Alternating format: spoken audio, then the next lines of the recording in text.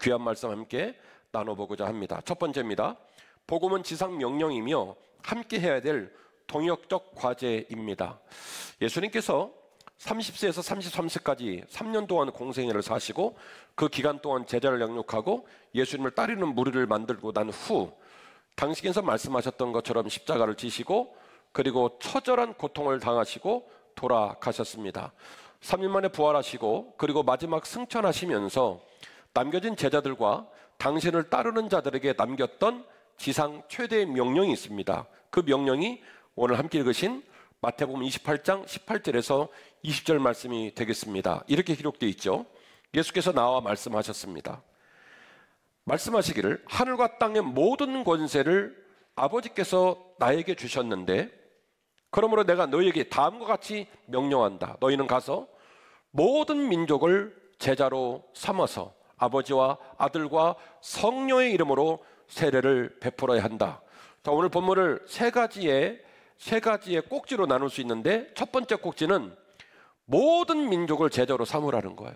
중국 아니고 인도 아니고 영국 아니고 독일 아니고 어디요? 모든 민족. 네가 만나는 모든 민족, 네가 할 수 있는 모든 민족을 만나 그들을 나의 뭐로 삼으라고요? 제자로 삼고 아버지와 아들과 성령의 이름으로 세례를 베풀라는 거예요. 이게 첫 번째 주님의 명령의 주제입니다. 그리고 이어지는 본문이 더 중요한데요. 두 번째, 내가 너희에게 분부한 모든 것을 가르쳐 지키게 하라. 자, 이 본문이 매우 중요한데요. 세상 모든 민족에게 복음을 증거해서 아버지와 아들과 성령의 이름으로 세례를 베푸라. 이거는 우리가 잘 알고 있는 전도의 원리고 전도의 목적입니다. 그런데 그렇게 전도한 사람한테 그 다음 단계로 이루어져야 될 프로세스가 진행되는데 너에게 모든 분부한 것을 가르쳐서 어떻게 하라는 거예요? 지키게 하라는 거예요. 여러분, 이 말을 뒤집어서 말해 보겠습니다. 내가 가르침을 받지 않고 내가 그 분부한 것을 지키지 않습니다. 그러면 전도한 사람한테 분부한 모든 것을 가르치고 지키게 하라고 할 수 있나요? 없나요? 없죠? 그런데 오늘날의 한국 교회가 이 말도 안 되는 일을 하나요? 합니다. 그래서 개독교라는 불명예스러운 이름을 얻었고 강대상에 선 목회자는 업소형 직업인이 되어서 성도들의 가슴에 상처를 주고 존경받을 강대상의 권위가 무너지고 사색에 그러했던 것처럼 목사를 누가 억지로 시킨 건 아니잖아요. 본인이 소명을 받고 깊이 숙고하고 기도하면서 내린 결정을 유효하게 지키지 못하는 어려운 시대를 살고 있습니다. 장로님, 권사님, 안수집사님 많은 직분자들이 있으나 그분들의 덩어리를 바라보면서 많은 후배들이 도전을 받고 부끄럽게 여기고 그리고 용기를 내야 될 믿음의 선배로서의 덩어리를 잘 보여주지 못하는 가슴 아픈 시절을 우리가 눈으로 목도하고 있습니다. 왜 그럴까요?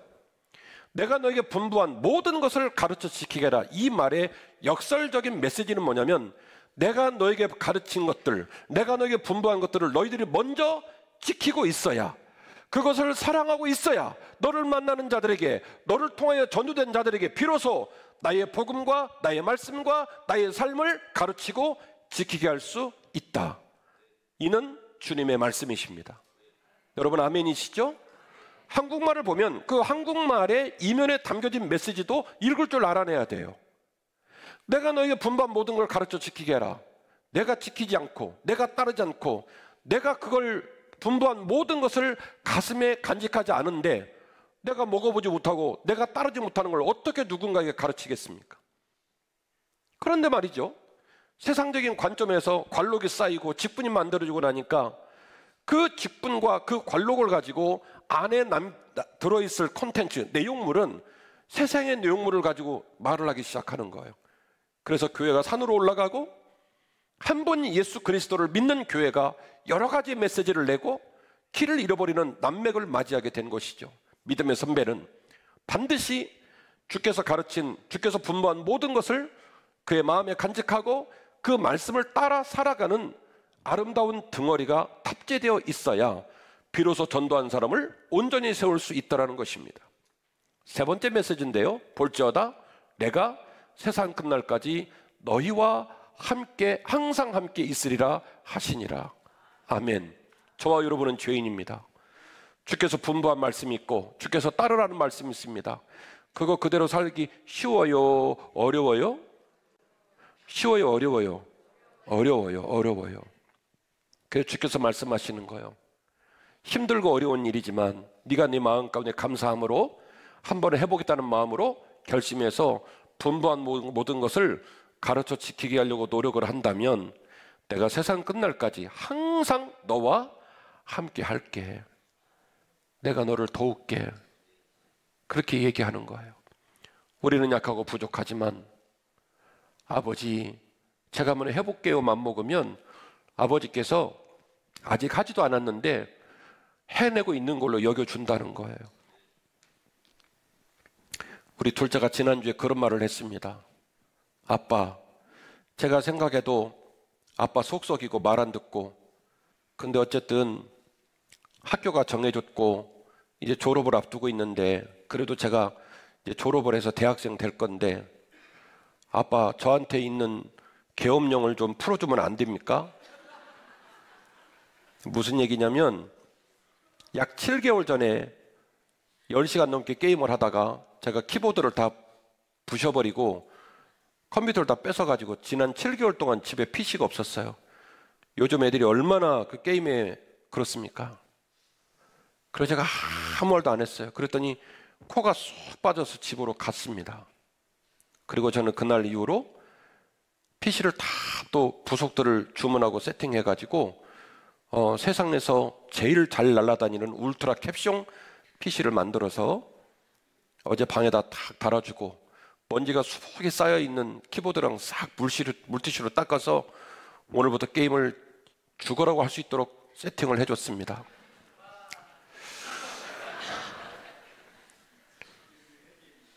부모의 마음은 그런 겁니다. 아이가 실망하게 했고 아이가 속을 뒤집었고 여전히 그 아이는 다른 아이가 되지는 않았지만 세월이 흘러가면서 아빠 제가 한번 잘해볼게요. 옛날처럼은 안 살고 싶어요 라고 얘기하면 그 얘기를 믿어주는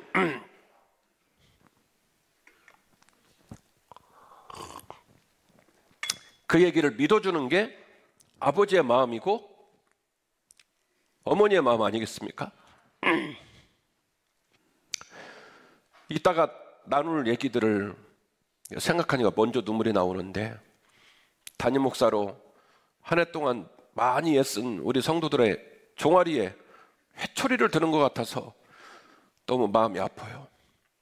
하지만 들을 말을 들어야 되고 돌아볼 걸 돌아봐야 되고 그리고 바로 세워야 될 것을 바로 세워야 진짜 목사 될 수 있고 진짜 신자 될 수 있고 세상을 이길 수 있는 진짜 교회가 되는 겁니다. 비리비리하고 힘없는 목사와 성도는 온전한 복음을 지킬 수가 없기 때문이죠. 그리고 모두 바로 말씀을 드립니다. 내가 너에게 분부한 모든 것을 가르쳐 지키겠노라고 결심하고 그거 해보겠다고 너희들이 고백하면 내가 너희와 세상 끝날까지 항상 함께 할게. 그 말 믿어줄게. 그 말이 열매를 맺을 수 있도록 내가 동행할게. 이는 주님의 약속이십니다. 우리가 약하고 부족하지만 그 부름 앞에 반응할 이유가 여기 있습니다. 우리가 혼자 가는 길은 외롭고 힘들지만 주님께서 함께 하시면 얼마든지 걸을만 합니다. 우리가 함께 혼자 걸어가는 길은 대단히 고단하고 그리고 슬픈 길이지만 믿음의 동역자가 앞에서 끌고 뒤에서 밀고 함께하면 훨씬 수월하고 걸어볼만 합니다. 믿음의 길은 복음의 길은 혼자 걸어가는 것이 아니라 같이 걸어가는 길이기 때문에 그렇다는 것이죠. 마가복음 6장 7절 말씀인데요. 12제자를 부르사 둘씩 보내시며 더러운 귀신을 제하는 권능을 주셨다. 주님께서 지상 최대의 명령을 주님을 따르는 자들에게 주었으니 주님께서 제자를 직접 양육하실 때는 얼마나 더 했겠어요? 일정 기간이 지난 후에 주님께서는 훈련시킨 제자들을 전도단으로 파송을 합니다. 그 얘기가 마가복음 6장 7절 얘기인데요. 참 묘합니다. 주님께서 제자들을 파송하시면서 그들을 홀로 가지 않게 하고 어떻게 묶었냐면 둘씩 짝을 지어서 전도를 하게 했다는 거예요. 그 말이 무슨 얘기일까요? 전도는 혼자 하는 것이다, 같이 하는 것이다. 같이 하는 거라는 거예요. 전도를 하려는데 상대방이 막 쌍욕을 하고 물을 찌크러요. 그러니 얼마나 가슴이 벌렁벌렁해요. 근데 옆에서 허리에다 왼손을 탁 대고 집사님 힘내. 그 말 한마디면요 없던 힘이 나와요.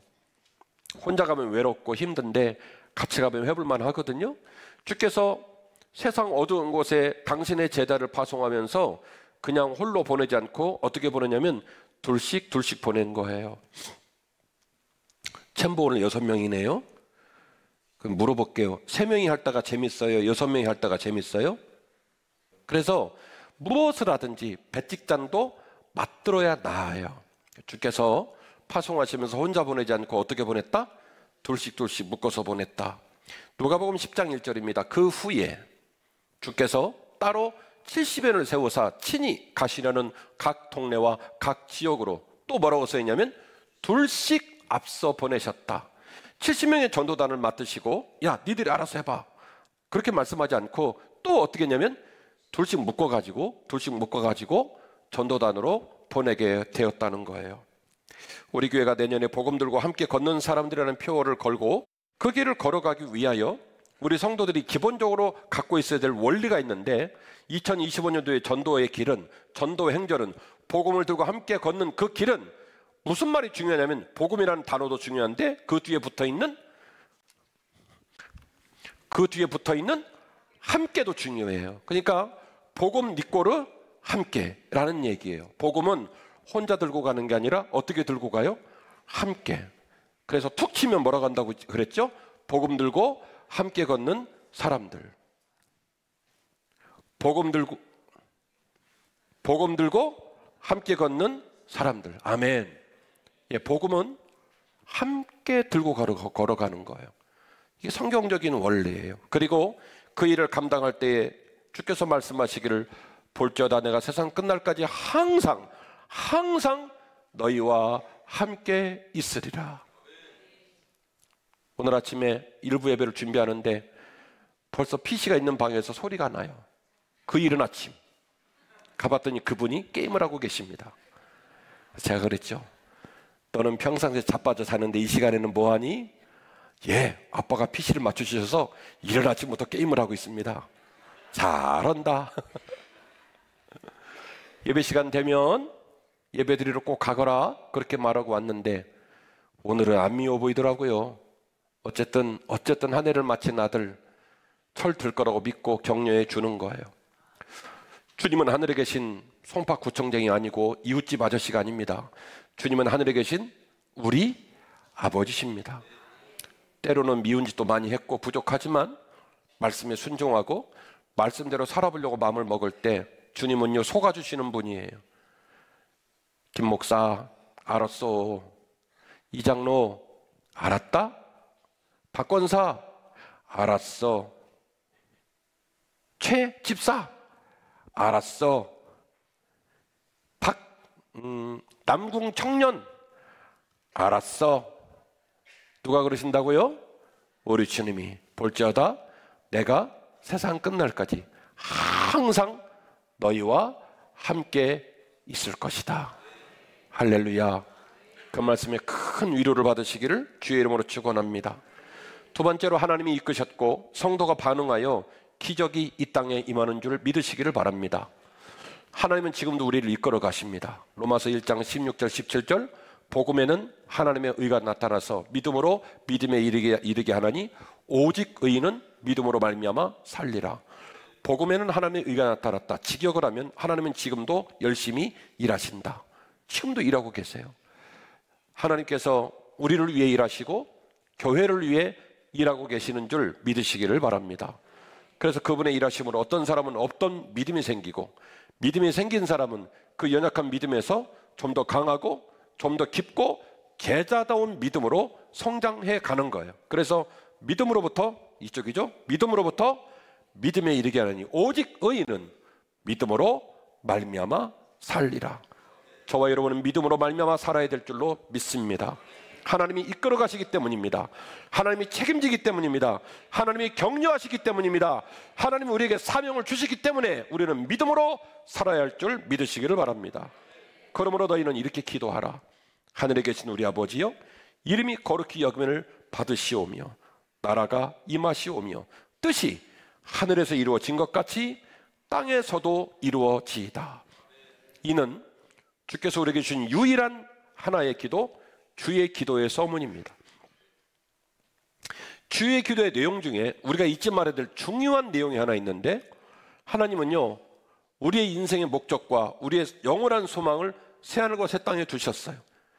우리 원로 사모님처럼 개인적인 종말을 맞이하여 주님 품으로 가든지 역사적인 종말을 맞이하여 우리 모두가 주의 품에 거할 마지막 날의 소망을 우리에게 주셨지만, 그러나 우리의 주님의 소망과 우리 하나님의 마음은 이 땅의 삶을 배제한 상태에서 새하늘과 새 땅에만 목적을 두고 있지 않더라는 거예요. 하나님의 뜻이 하늘에서 이루어진 것처럼 이 땅에서도 이루어지이다. 예수님이 등장한 그 땅, 예수님의 제자들이 등장한 그 땅, 예수님을 따르는 주의 백성들이 등장한 그 땅에 하나님의 나라가 임해야 한다는 거예요. 여러분, 우리 세상에 어떤 소망이 있습니까? 인생은 원래 복잡하고 어려운 건 맞지만 제가 50대 중반인데 평생 살면서 지금처럼 혼란스러운 세상은 처음이에요. 처음. 저는 나라를 사랑합니다. 객관적 데이터에 따라서 할 얘기 많은 목사이지만 정치적인 이야기를 강대상에서 단 한 번도 언급을 못했던 이유는 우리에게 주어진 난맥 때문에 그래요. 서로의 입장이 다르고 서로가 생각하는 솔루션, 해법이 다르고 서로가 생각하는 올고돔이 다르기 때문에 그렇습니다. 못나서 나라를 사랑하지 않아서 할 말이 없어서 입 다무는 거 아니에요. 성도들에게도 교회에서 정치 얘기하지 말라는 이유도 마찬가지예요. 우리가 너무나 큰 갈등 가운데 울고 있기 때문에 교회에서라도 자제하라는 거예요. 왜요? 교회에서 자제하는 게 손해볼 것 같습니까? 집에서 겁나게 하잖아요. 직장에서 겁나게 하잖아요. 유튜브 틀어놓고 밤잠을 못 이루고 계속 유튜브 보시잖아요. 교회까지 와서 정치하지 말라는 거예요. 지금만큼 혼란한 때가 어디 있습니까? 학교가 멀쩡합니까? 가정이 멀쩡합니까? 나라가 멀쩡합니까? 직장이 멀쩡합니까? 남자가 멀쩡합니까? 여자가 멀쩡합니까? 아파요. 많이 아파요. 하나님 말씀하시는 거예요. 하나님의 나라는 이 땅을 배제한 상태에서 너희들이 사는 삶과 무관한 상태에서 저 하늘과 저 새 땅에 있는 게 아니라는 거예요.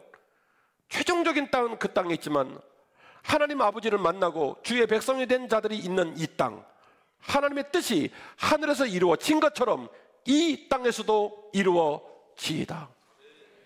한빛교회가 그런 거룩한 땅 되기를 바라고, 부족한 리더십을 갖고 최선을 다하는 부족한 종의 삶이 여러분들에게 존경할 만한 목사의 리더십이 되기를 저는 한 번도 그 기도를 놓친 적이 없어요. 하나님 아버지, 이왕 목사 하려면 성도들에게 존경받는 목사 되고 싶어요. 그런 목사 할 수 있도록 저를 붙잡아 주세요라고 기도하고 있어요. 생긴 대로 살면 안 돼요. 마음 가는 대로 말하면 안 돼요. 여러분, 세상에 있는 기질 그대로 있는 그 온전치는 못한 모습을 우리 교회에서 쏟아내면 안 된단 말입니다. 이웃들이 상처를 받고 오히려 교회 와서 실망하고 비싼 밥 먹고 주일 교회 와서 더 세속적인 얘기를 볼 때 얼마나 가슴이 벌렁벌렁 하겠냔 말이에요. 배운 버릇 그대로 보여줘도 안 되고, 세상이 그런다 해요. 교회가 똑같이 따라서 그 모습 그대로 살아서도 안 된단 말이에요. 하나님의 뜻이 하늘에서 이루어진 것처럼 이 땅에서도 이루어지이다. 주의 백성이 있는 그 땅이 거룩한 땅 되고 평화로운 땅 되고, 세상 사람들이 우리는 어둠 가운데 있지만 참 저 교회 괜찮다, 참 저 목사님, 저 장로님, 저 권사님 멋있다, 우리하고는 다르다라고 평가받을 수 있는 멋진 주의 백성들 되어 주시기를 간곡히 부탁을 드립니다. 교회는 하나님이 실존하시는 공동체 되어야 돼요. 그래서 제가 그것을 코람데오 공동체라고 이름을 지었습니다. 코람데오 뜻이 뭐죠? 여호와 앞에 성결. 항상 내가 주 앞에 있다고 생각하는 거예요. 항상 내가 주 앞에 있다고 생각하는 거예요. 나를 사랑하시고 나를 기대하시는 그분 앞에 서 있다. 돈을 벌 때도, 일을 할 때도, 예배를 드릴 때도, 봉사를 할 때도, 식당에서 밥을 먹을 때도, 무엇을 하든지 여호와 앞에 내가 서 있다라는 생각으로 사는 것이 뭐냐면 코람데오 성도, 코람데오 공동체입니다. 결론입니다. 함께하면 쉽고 함께하면 더 행복합니다. 교회는 건물이 아닙니다. 교회는 공동체이며 생명체입니다. 이 말은 살아있어야 하고 살아있다는 생명력이 드러나야 한다는 말하고 직결이 됩니다. 이 생명력은 성도들의 위대한 사랑과 희생과 섬김입니다. 교회는 소비의 대상이 돼서도 안 되며 평가의 대상이 돼서도 안 됩니다. 교회는 책임의 대상이요, 평가가 아니라 함께 채워나가는 개선의 대상입니다. 여러분, 제가 예를 하나 들겠습니다. 제가 월요일날 차를 타러 나갔는데 제 승용차가 너무 더러워요. 세차를 안 했어요. 그러면 제가 평가하고 그리고 그 욕할까요? 가서 얼른 세차할까요? 얼른 세차하겠죠. 왜요? 그 차는 내 차니까. 누가 내 차를 하고 평가를 하고 욕을 합니까? 남은 평가를 할 수 있죠. 한빛교회 담임 목사씩이나 되는 인간이 차를 저렇게 더럽게 쓴다고. 근데 본인이 가서 차를 타려고, 아따, 차 참 더럽네, 이렇게 욕하는 정신 나가는 인간이 어디 있어요? 아이고야, 사무총회 준비하느라 내가 너무 소홀했구나, 얼른 끌고 가서 세차를 하겠죠. 너무 얘가 적절하죠? 주방이 되었던, 챔버가 됐던, 할렐루야가 됐던, 여러분 여기 보세요. 저는요, 조선 건국이후에 이렇게 아름답게 한 거 처음 봤어요. 이거 하느라 청년들이 사의를 매달렸어요. 희생해주고 헌신해주면 많은 성도가 이렇게 기쁜 거예요. 결혼기념일 날, 내 생일날 꽃꽂이에서 아름다운 꽃꽂이가 올라오면 우리 집에서 우리 부인하고 나랑 볼 수 있지만 하나님께 드리면 몇백 명 성도가 주일날 예배드리면서 너무너무 행복한 거예요. 함께 걸어가면 쉬워요. 함께 걸으면 행복해요. 그러나 혼자 가면 외롭습니다. 슬픕니다. 억울합니다. 그래서 여러분에게 제안합니다. 함께 걸어가 주십시오. 두 사람이 한 사람보다 나으면 그들이 수고함으로 좋은 상을 얻을 것임이라. 혹시 그들이 넘어지면 하나가 그 동물을 붙들어 일으키려니와 홀로 있어 넘어지고 붙들어 일으킬 자가 없는 자에게는 화가 있으리라. 또 두 사람이 함께 누우면 따뜻하거니와 한 사람이면 어찌 따뜻하랴. 한 사람이면 패하겠거니와 두 사람이면 맞설 수 있나니 세 겹줄은 쉽게 끊어지지 아니하느니라. 이는 하나님의 말씀이십니다. 왜 겹줄은 쉽게 끊어지죠? 홀로 가는 것은 외롭죠. 그러나 함께 가면 행복합니다. 함께 가면 평안합니다. 세 겹줄은 절대로 끊어지지 않습니다. 함께 걸어가 주십시오. 담임 목사와 지나칠 정도로 최선을 다하는 성도들의 일부의 헌신이 너무 외롭거나 상처로 끝나지 않도록 그들의 눈물을 헤아려 주시기를 바랍니다. 짧은 인생, 우리의 삶의 자리에서 뜻깊고 가치 있는 하나님의 나라를 위하여 우리 모두가 같은 마음으로 일어서 주시고 복음을 들고 함께 걸어가는 멋진 한빛 성도가 되어 주시기를 간곡히 부탁의 말씀을 드립니다.